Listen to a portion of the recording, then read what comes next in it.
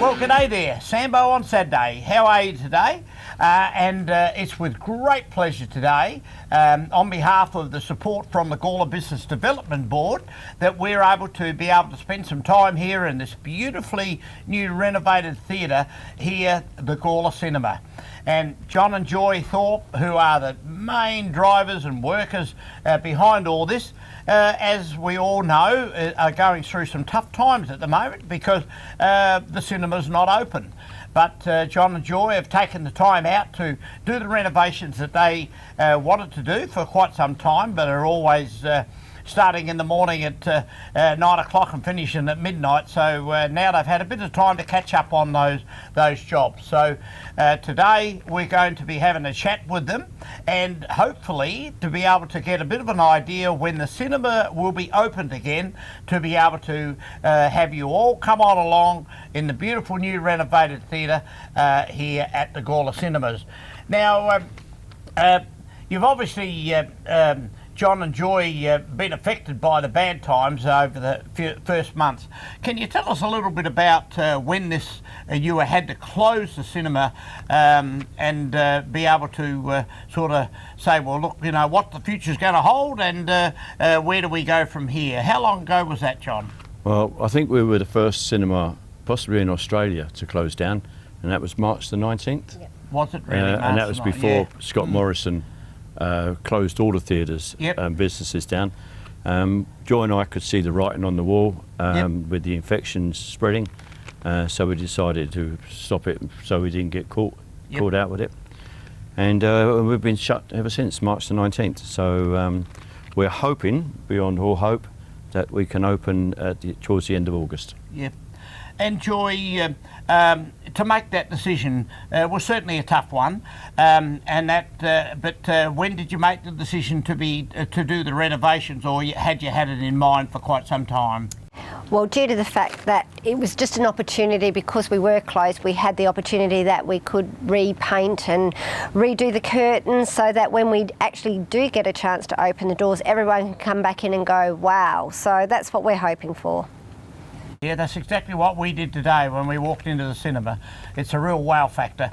And of course, I suppose the big question to either of you is the future of cinemas, because, you know, like I was speaking to you earlier about the fact of what's available at the moment if the cinema was able to open, and you said Star Wars, which is already showing on free-to-air television, and that's not really of good value to the service that you offer here. So in your opinion, the future of cinemas such as this in, well, say Australia?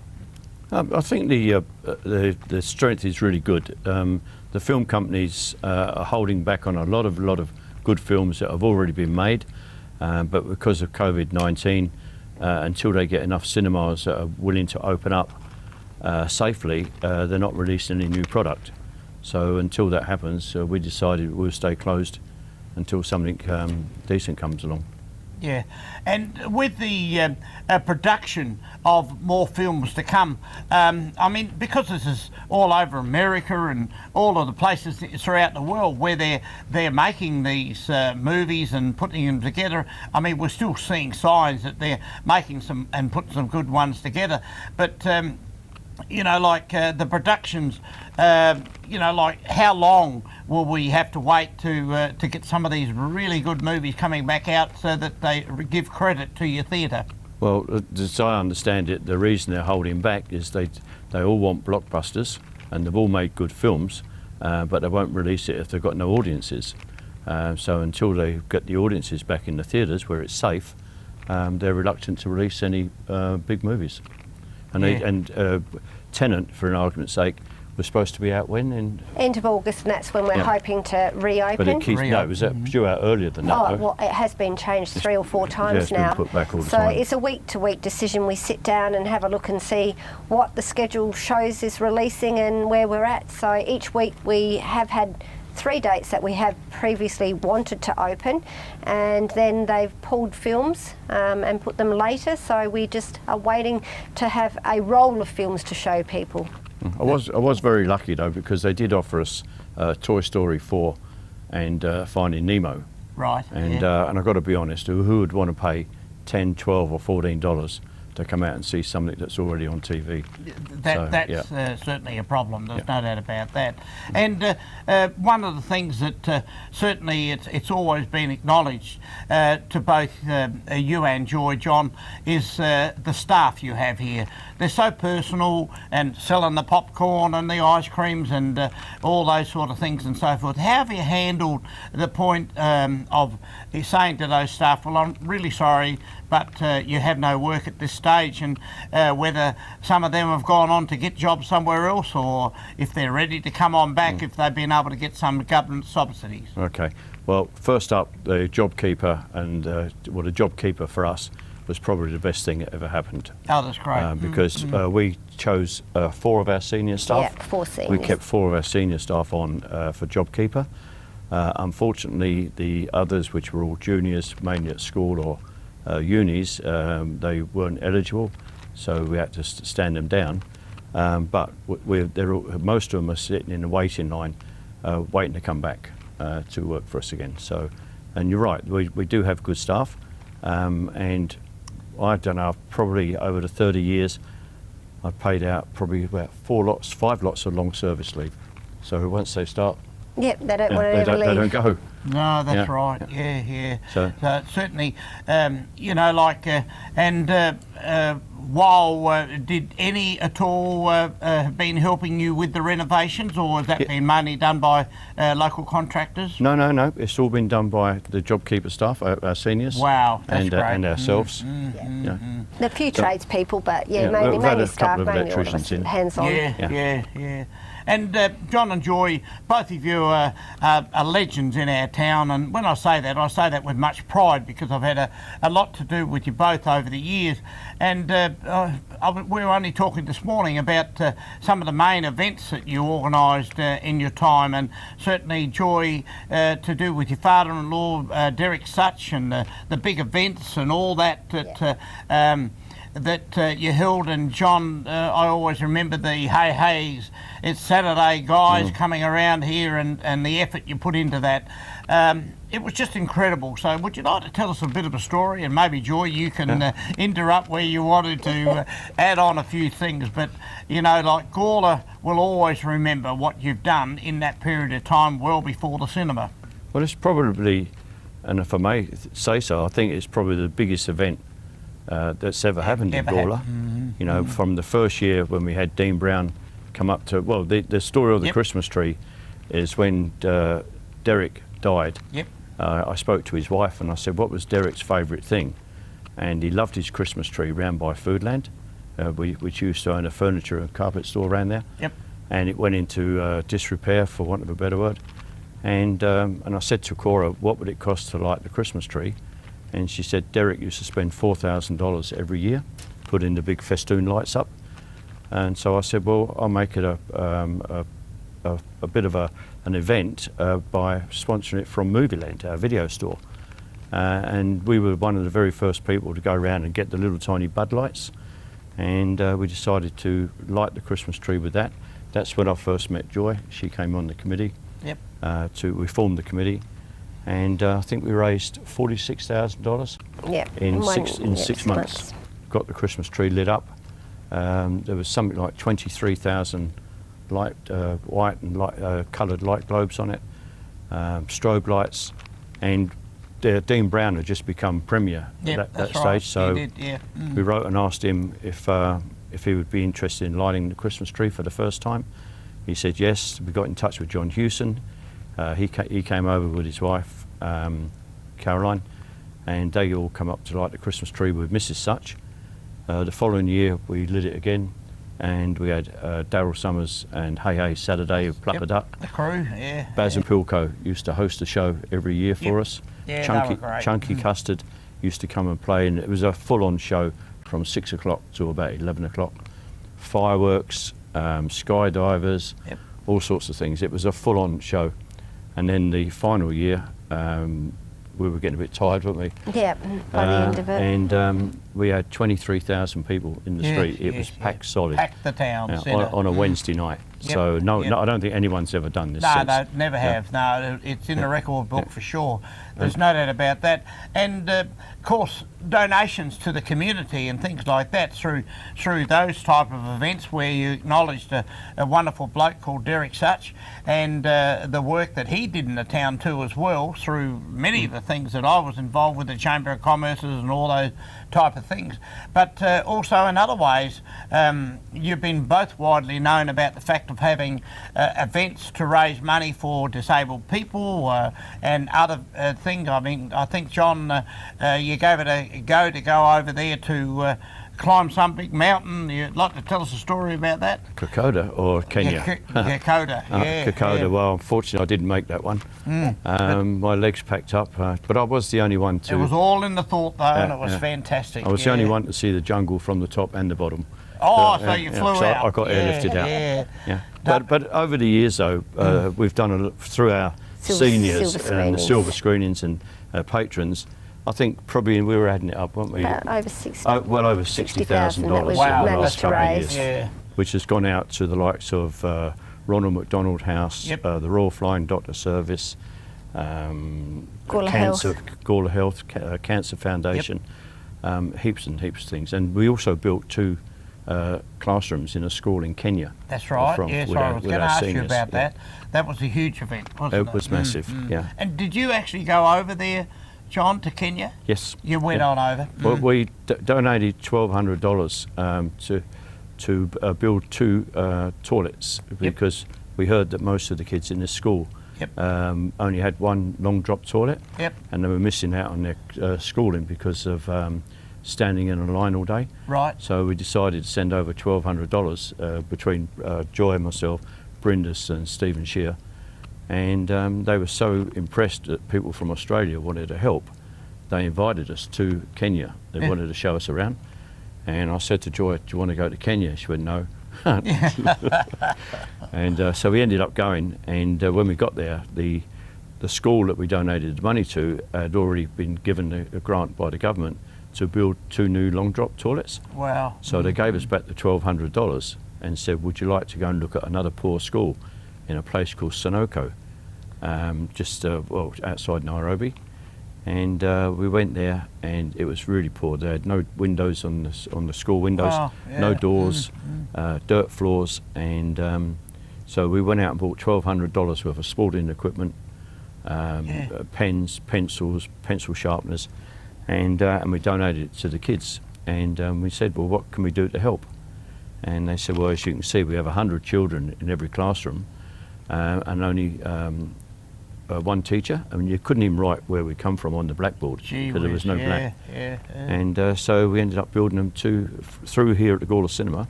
We raised enough money to build 2 classrooms out there. And they're the best 2 classrooms in the whole school. And it's come out well.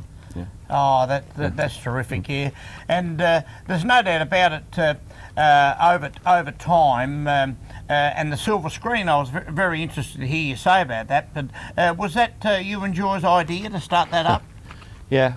Basically, I mean, we come up with we used to have senior mornings on a Wednesday, and that sort of fizzled off a little bit. And I said to Joy, well, we've got to come up with another idea. And so we wanted to attract the seniors, but we didn't want to call it Golden Oldies or anything like that. So I said to Joy, well, Hollywood calls that the silver screen. The people we're trying to attract are the seniors, and they've all got silver hair. So let's call it silver screenings. You know, and it's snowballed, and we've been going 15 years. 15 years. And it's every day, every single morning, Monday to Friday, and we get buses come from Victor Harbour, Moonta, Loxton, Waikerie, Grange. We even get the Grange Rotary. Is it Rotary? No. Ladies Probus Club. And they get on a train in Adelaide, come up to Gawler Station. We have a bus waiting for them. They get off the train, onto the bus, round to the cinema, have their morning tea and coffee, then the movie, and then they get back on and lunch, and then get back on the bus back to the station and home again. We also get lots of local groups that come on a regular basis too. And it's a good meeting place for the seniors. I was going to mention about the buses because, you know, like so many people were saying to me, you know, what's all the buses that go down to the cinema? And I said, it's all been arranged by John and Joy to get people out of their homes and come on out and have a morning out or and that in there. But not only that, when those bus loads of people come from other towns, they also walk into our shopping centres and spend some time there. So that's really, really good. And now that we've got, you know, a huge amount of people, something like 80,000 people a day come and use Gawler as a shopping centre, well, they might like to do their shopping and then pop into the cinema. So that's something that is now missing, and hopefully that'll be back on the menu soon so they can pop in and see a movie and that here. I think the unique part for us is when you, as you know, when we opened the cinema in 1990. I mean, I had it purposely built for me by an English lord from Narracourt. And he built it. We started up in 1990, and it's just been going on. We hadn't had a cinema in Gawler for 27 years. That's right. And we, lucky enough, we built the video shop next door first, and then the cinema. And it's really been good. It's been good for the town. It's been good for us. For sure. And we love being a part of the community on that side of things. And, you know, like, it's been a team effort between both of you and that over time. And, I mean, for any young persons out there that are thinking, well, you know, like, we just got married and we got a bit of money and we thought we might do something together. As a team, you know, quite often the husband and wife team working together doesn't always work out. But in your particular case, it's been a real success story. What advice would you give to young people to get out there, give it a go, and do what you've done and achieved? Well, we were talking about this morning, and you know, for me, I would say choose what you want to do and work hard at it. The best part of it is customer service, be honest and truthful up front. But with me, when I started the video business, I didn't know what I was getting into. That was a pure fluke. And when I started the cinema business, it was only because when we built the video shop, I said, I will come down this end of the street if you build me a cinema. And he went, yes. So I got into a cinema without even knowing I was actually going to get into a cinema. So, but no, it's been really good. When Joy came to work for me over 20 years ago, and she said, I'll come and help you out, providing I can change things. I went, oh. Sounds like Linda. Well, she didn't only change, she picked it up, turned it upside down, spun it around, changed from Coke to Pepsi, changed the ice creams, changed everything. And I went, Joy, you can't do this, you know, but it's the best thing that ever happened. What about the popcorn? No, that's... No, let him keep that. So, no, it's been a huge... And just going back to the COVID-19, and you're saying husband and wife things, we work together day and night. We have done for the last 20 odd years.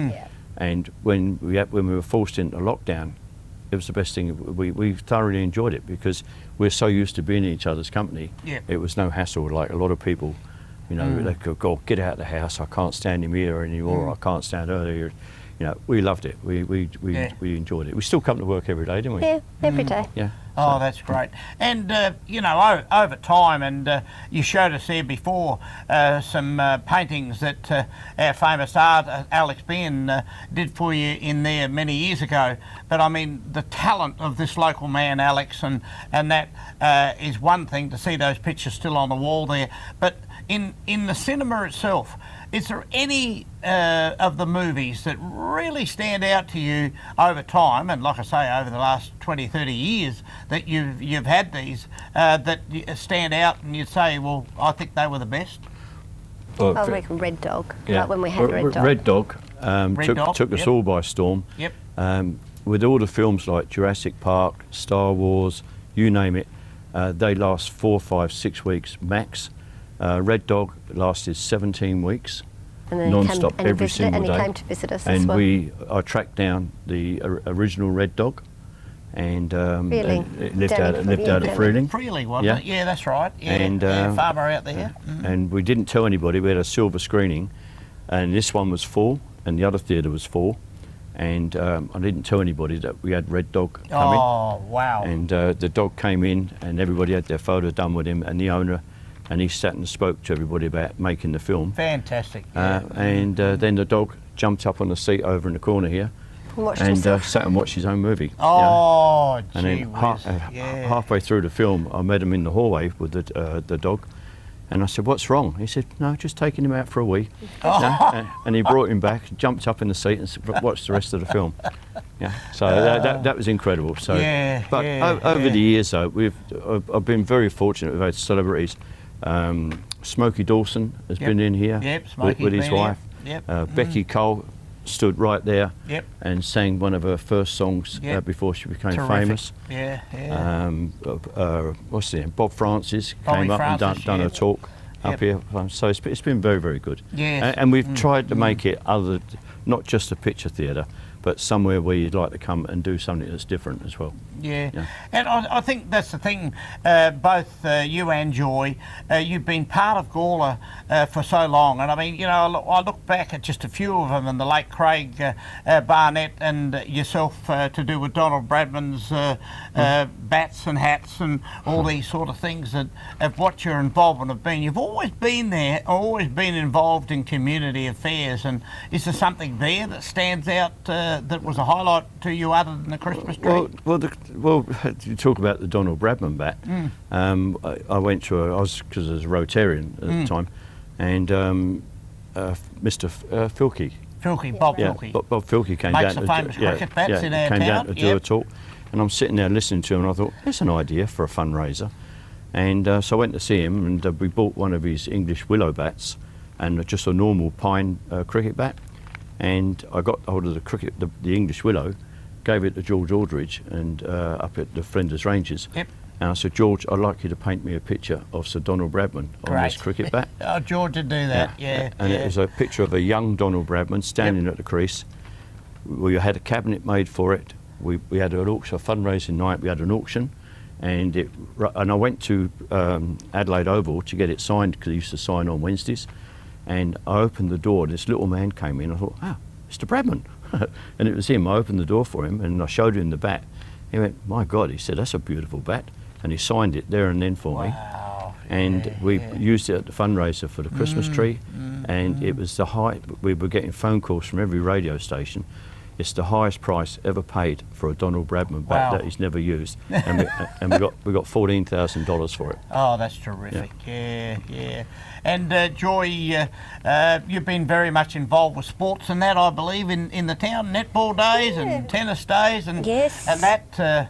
My wife told me about that, so I thought, there's no doubt about it. You've both been involved in community affairs like sports and that, and also raised money for sporting clubs too as well, and players and that over time. Yeah, we've had, together, the cinema here, we've had lots of fundraisers, and obviously for netball clubs, and yes, when Gas was there, life member of that, and played tennis back in its day, but born and bred local girl, so that doesn't happen often, so but I love the community. I love Gawler as a whole. We live 2 doors away from where she was born. Yeah, that's right. She doesn't move very far. But John, I have lots of stories to you and I to talk about, and it's been a sincere pleasure growing up with you, because it's a laugher moment, and that's not being silly to you or whatever, but I always remember with my tour company that Glennis and I ran, and we needed somebody else to have another vehicle because our business was growing.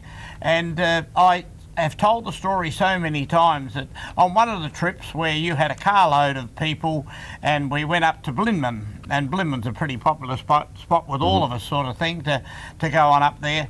And I will never forget a landmark area where there was 4, I think you had a couple of ladies, a couple of fellas in the car, and you pulled up at the Great Wall of China rock formation on the side of the road. And one of the ladies said, "John, can you tell me how old the Great Wall of China is?" She actually said, "How long has that been there, John?" And I went, "Oh, I don't know." I said, "It was there last week when I came up." And it's a great big mountain range. We'll never forget it. No, I won't either, because I think it was a fantastic way to answer the question. But not only that, I was so proud with what you did. The customers, every time they got out the car, they were laughing, and that's just because of your nature of how you entertain and look after people, and that sort of flowed on in coming into the cinema, and that's what it's all about. It's about personalities, it's about hospitality and working together, and that's how your businesses grow, through word of mouth. Well, when we started up years and years ago, I was the first one to start a Saturday morning kids club. Kids club, yeah. And everybody in the industry said, "Oh, that'll never work." And I thought, well, we used to do it in England. Mums and dads used to send us to the pictures, and I thought I'd give it a try. Well, we ended up being the only cinema in Australia that would have 260 people sitting there at 10 o'clock in the morning. Wow, yeah. And we had every week we'd have a compere, either a ventriloquist or a clown. And it just snowballed from there. So, and I was so shy. I used to get the compere to sing Happy Birthday to the children because I was too shy to do it. Wow. But when we started the silver screenings, I had nobody else to do it except me, and it really brought me out of my shell to go and do it. Oh, that's great. And I suppose, one final question is can you sort of tell the communities and the people that watch these shows maybe just what the green light is on the horizon as to when you may be able to open up and get some beautiful movies for people to come in and enjoy the newly renovated theatre? Yeah, we're hoping it's 26th. Yeah, we're hoping end of August. 26th of August. End of August. End of August, but if not, it'll be somewhere in September before the next school holidays. And we have hopefully for the school holidays. Yeah, well, that sounds a good thing. Yeah. And we have a calendar ready to go out now, don't we? Yeah, we have a silver. We're just waiting for a starting date from the film companies. So it's all to do for our with silver screenings, and we're looking forward to seeing everybody. All the seniors come back again. Oh, that'll be great, and I'm sure And I really get on well with them because I'm the same age now. That's terrific, because I think that's a question in walking around the town, what everybody says, do you know when the cinema's going to open again? And it's certainly, you're all ready, there's no doubt about that. We're Both ready you to and go. Joy are ready, and the popcorn's ready, and the ice creams and everything, but sadly the bills are still coming in, the electricity bills, the insurances, and all that sort of thing. So, it's so important that when you do reopen, everybody patronises and comes on back, because the bills that you've had to pay over since March have been very, very high, and sadly it just doesn't fall off the lemon tree, does it? And that's one of those things. So thank you so much for talking today with us, and hopefully the message gets out there loud and clear. Come back and support us. Cinema will be back, the popcorn will be there, and the ice creams and the drinks will be there, and Joy and John want to see you as soon as the doors are open. And the seniors, I've got a new joke for you. Oh, new joke for John. Okay. Cheers. Take care. All the best, everybody. Thanks. Yeah.